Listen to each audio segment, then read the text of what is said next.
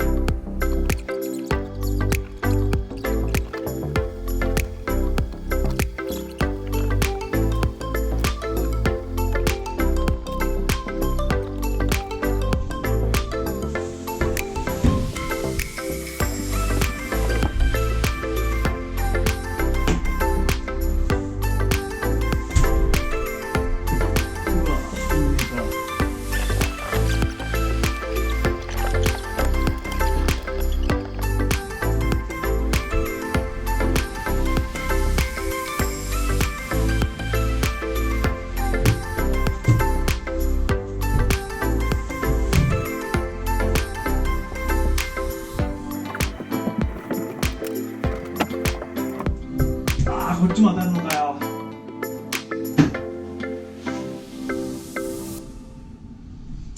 あとちょっと。こんだけ変わんねえ。やっぱこの高さだな。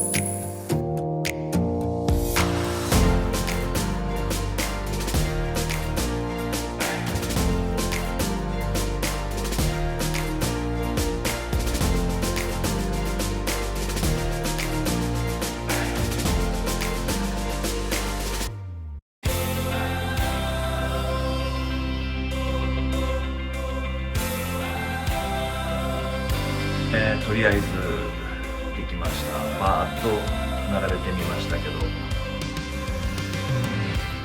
こんな感じではめるのちょっと苦戦しましたけど、まあね、ざっと並べてみました。 DIY もね、ヨガっすね。